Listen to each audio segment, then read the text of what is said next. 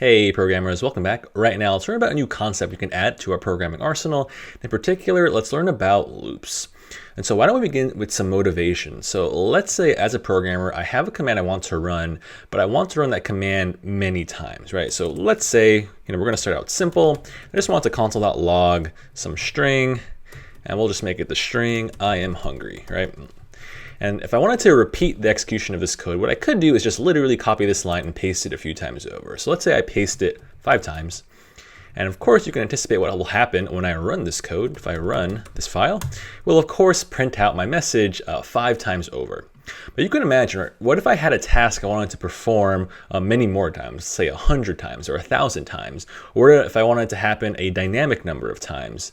What we don't want to do is just like statically write the lines again and again, right? As a programmer, not only do I want to keep my code like nice and succinct, but I want to avoid duplication at that. And so instead of doing this, we want to use a loop. So why don't we jump right in? So let's say in a dynamic way, I want to use a loop to write those messages. What I can do is begin with a new keyword, right? And we're going to start with a for loop. So I write the word for. It's a special reserved keyword in JavaScript. And along with that for, you're going to need parentheses.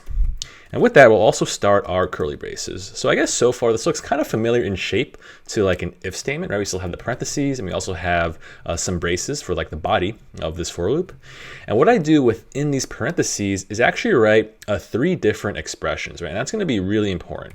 So we'll go through them right now. The first thing I should do is really define a variable that I'm going to use as my counter. So this is really just a matter of declaring a variable, right? So in general, I can do like let. I can say the variable name. I'm going to call it count for now. And I can assign it any value I want. Just for the purpose of this little lecture, I'm going to assign it a value of 0.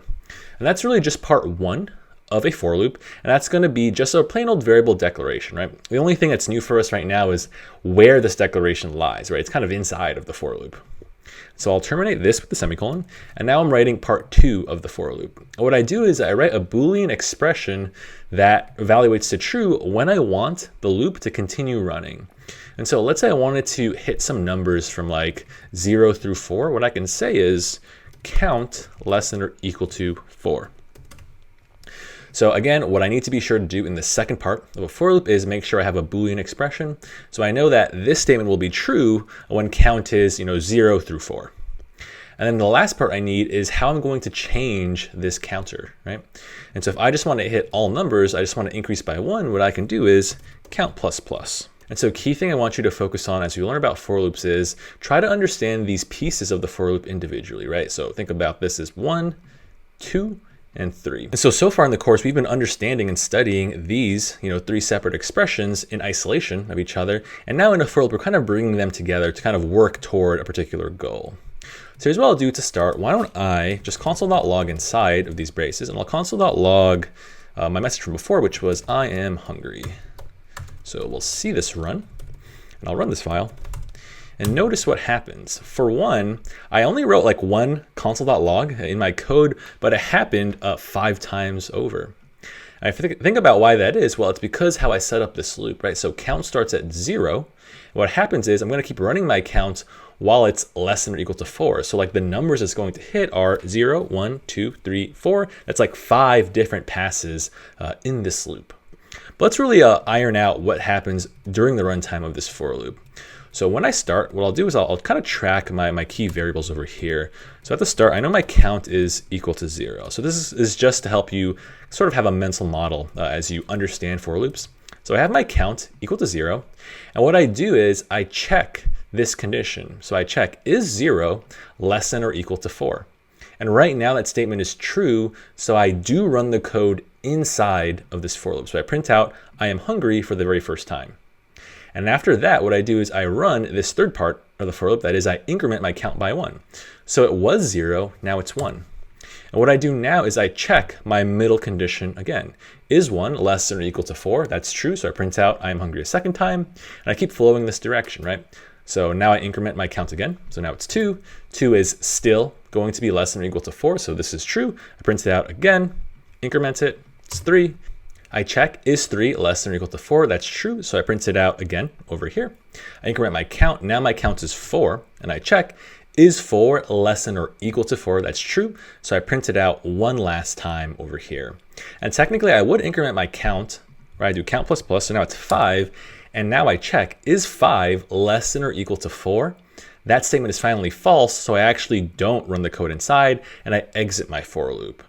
So key thing to understand with a for loop is you kind of bounce back and forth within the for loop, kind of repeating the code as many times as your count, indicates. And so to understand some like relative landmarks here, let's say before the for loop, I console.log the string start, and after the for loop, I console.log end. And we'll see how this code flows. So notice I print out start because my code always in general evaluates top down, and I'm going to spend some time within the for loop, right? Repeatedly printing out I am hungry. Then only after my for loop is done running can I proceed to any other code afterwards, and it's business as usual from there. And so right now I'm printing out this literal string I am hungry. What I can also do is just look inside of count, right? Count is just like any other variable, so I can print out its value. I know that that count changes over time. So I can run this now. I'm going to see those numbers 0 through 4. And of course I can manipulate these aspects of my for loop however I want. So let's say I want it to start at like 5 and go up to and including 15. I can write a similar for loop in that way. So let's just work in some terminology that we're going to use a lot when speaking about loops. So when we talk about like a single cycle of a loop, we usually refer to it as an iteration. So if I look at this example right now, some ways I can use to describe this code is saying things like on the first iteration of this for loop, the count is equal to 5. On the second iteration of the for loop, the count is equal to 6, right? On the last iteration of this for loop, the count is going to be equal to 15 and so on. And so when you hear another programmer refer to an iteration, just think of it as a single cycle of a loop. So this was a nice example of a for loop that iterates through some increasing numbers. Why don't we practice with another example over here? So let me start by writing another for loop.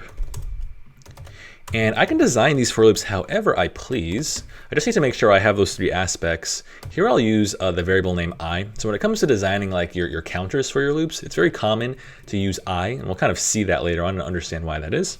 Why don't I begin I as a large number? So why don't I start I equal to 10? Right? And instead of increasing from here, what if I decrease, right? So I'm going to write a loop condition that's valid over here, and I'm going to check, I want to keep iterating while I is greater than or equal to 0. Then from there, I want to decrease my loop and do I minus minus. Recall that I minus minus will decrease I by 1, but also change that variable. So from here, let me console.log my value for I. And you can probably predict how this loop's going to behave, right? It's going to iterate from 10, 9, 8, 7, 6, 5, 4, all the way down to 0 on the final iteration. So let's run this code. And it's really important that I write like the 3 aspects of my loop so they work together. So the hope is here, since I begin my variable I or my counter I at a pretty large number like 10, I want to eventually make this middle condition false. Right? And so on the last iteration, I know that I is going to be equal to 0. So that would actually allow me to print out 0. And that's why I see it over here. And when I do I minus minus, I'm going to have I equal to -1. And I would check, is -1 greater than or equal to 0? That's false, so I exit this loop, right? And when I exit this loop, I would just run any other code that exists outside and after the for loop over here. So here I'll just print out a message. I'll say lift off. And when it comes to designing your for loops, you'll want to watch out for some common mistakes, right? So let's say that I wrote a for loop like this, but I made a mistake in that instead of decreasing by 1 every time, I incremented by 1 every time. So let's have an expectation for what happens over here. So let's step through this. Let's say on the first iteration, I know that my I is going to be set to 10, and I check my condition. Is 10 greater than or equal to 0? That's true, so I print out 10. Then I increment by 1, so now I is 11, and I check. Is 11 greater than or equal to 0? That's true, so I print out 11. I increment by 1. Now I check, is 12 greater than or equal to 0? That's true, I print out 12, and so on. And what you'll notice here is because I'm increasing my initial counter of 10 to larger and larger numbers, this condition is always going to be true, right? It's always going to be bigger than 0 because it only gets larger and larger. If it always gets larger and larger, then this for loop will never stop. So a really common mistake in programming is writing a for loop that is infinite, right? Which in general, under most circumstances in this course so far, we won't find super useful. So let me just run this code. This will be pretty fun to watch, right? So I'm gonna run this file. And there you see my code infinitely looping, right? So don't worry if ever you get yourself in this situation, right? It will literally like not stop running. What you wanna do to kill your program forcefully is click inside. And if you're on Mac, you can do Control-C. That'll stop your program. And if you're on Windows, you can do Control-C as well. And if I take a look at these numbers I printed out, it does really fall in line with how I designed this for loop, right? From like one iteration to the next, you see my number growing by exactly 1.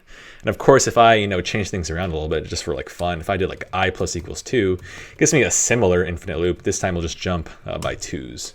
So I'll let that run a bit, and I'll kill it with Control-C. And there I see it going from like 36 to 38, and so on. And so whenever you have an infinite loop, key thing to take away is it must be the case that your middle condition is always evaluating to true. And to fix it, what you want to make sure is that you're changing your counter in a particular way so your condition eventually evaluates to false. So let's go ahead and fix this loop. So I'll bring it back to minus minus. So this will give me some nice iterations.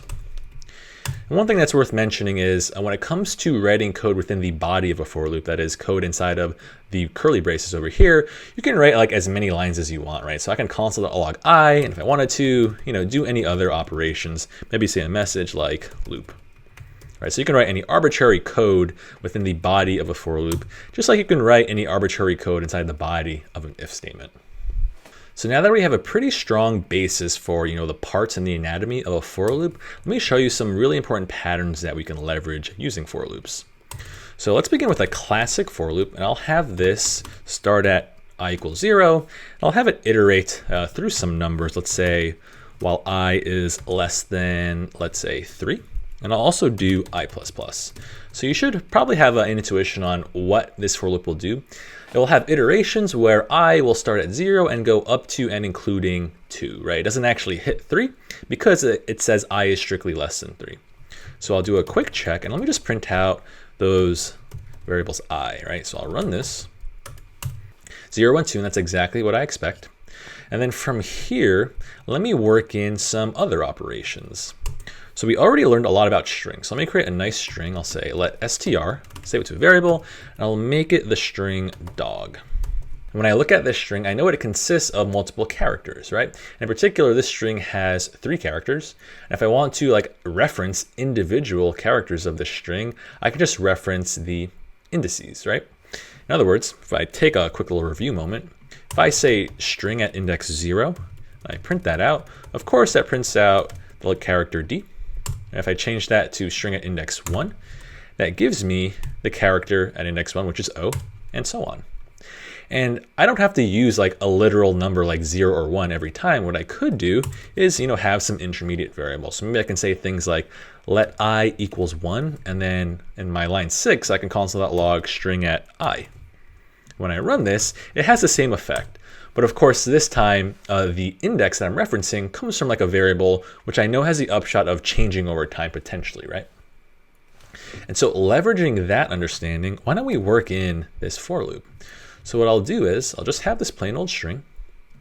And instead of printing out I, what if I print out string square bracket I? Let's run this code and see what happens. Right, notice that I see every character of the string dog.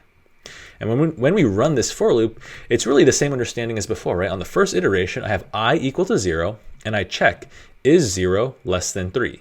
That's true. And so I run the code inside of this loop, which says string square bracket I, and I just said I was 0. So I'm going to print out the character D.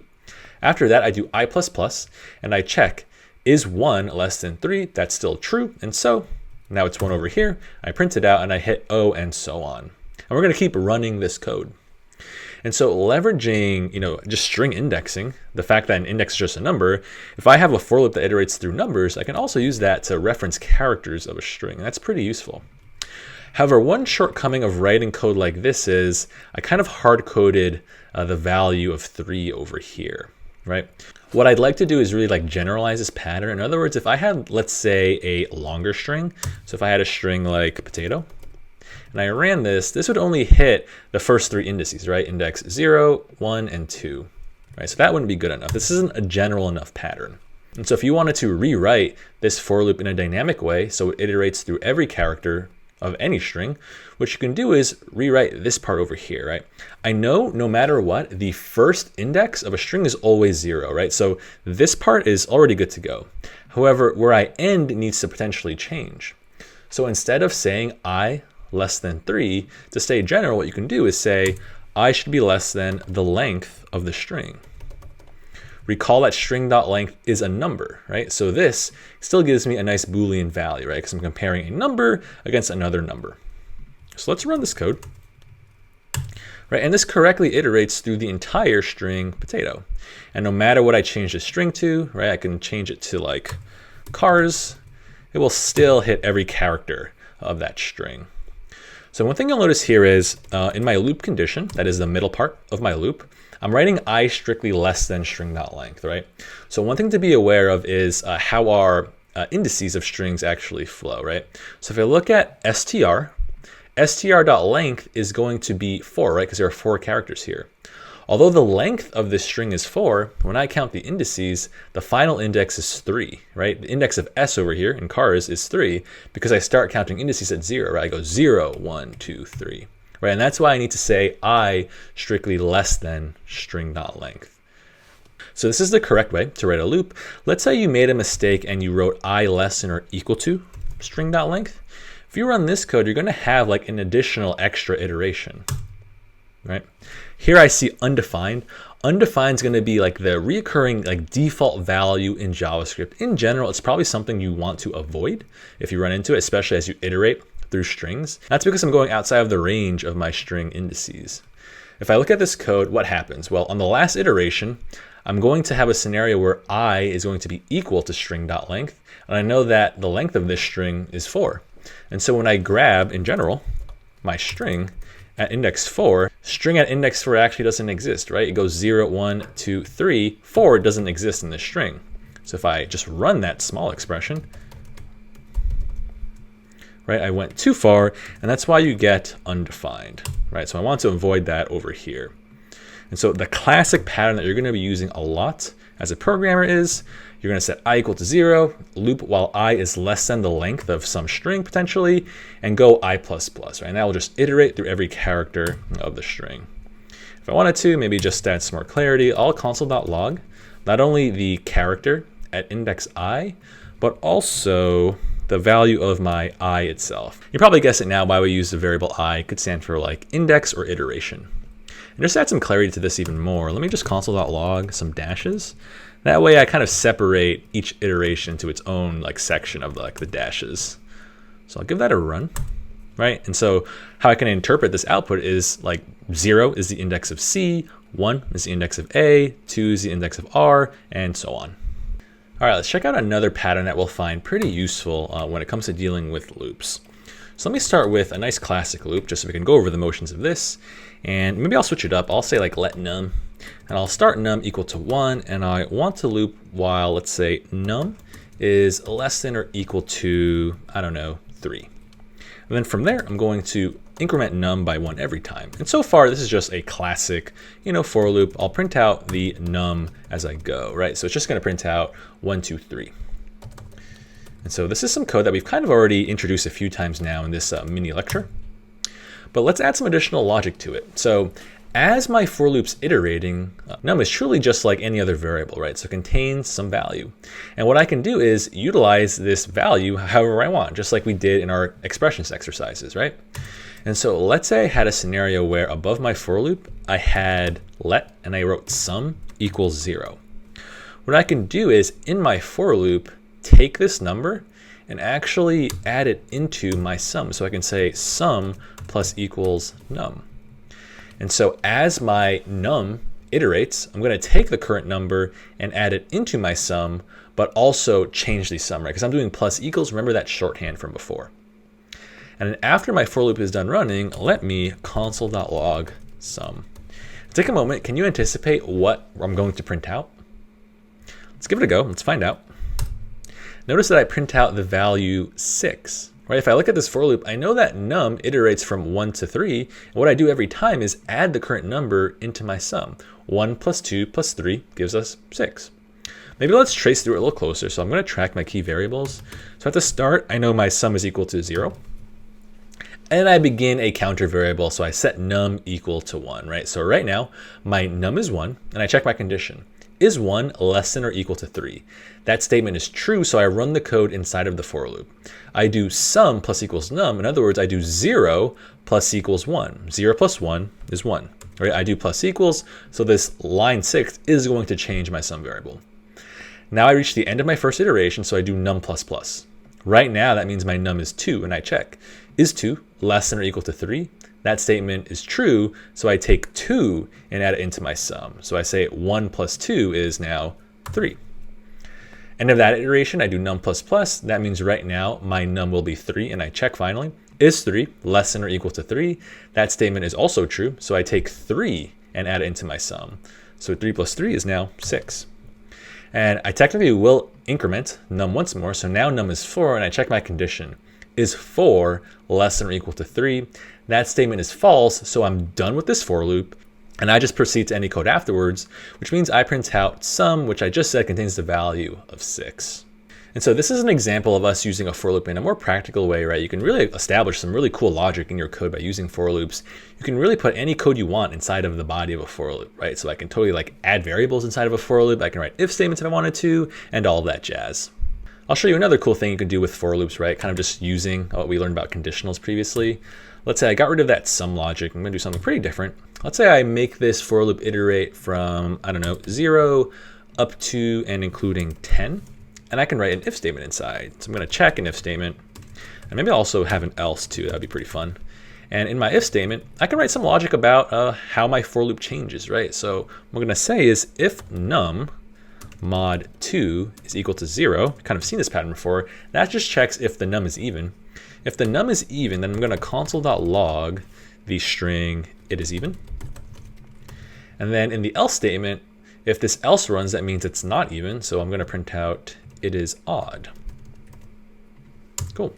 And I know that num is going to change, over time. It's going to go 0, 1, 2, 3, 4. So I'm going to print an appropriate message about that number every time. Maybe just to round things out, make it more clear. Before the if statement, on every iteration of the for loop, I'm just going to print out what the num is. I'm going to run this code to see how it reacts, right?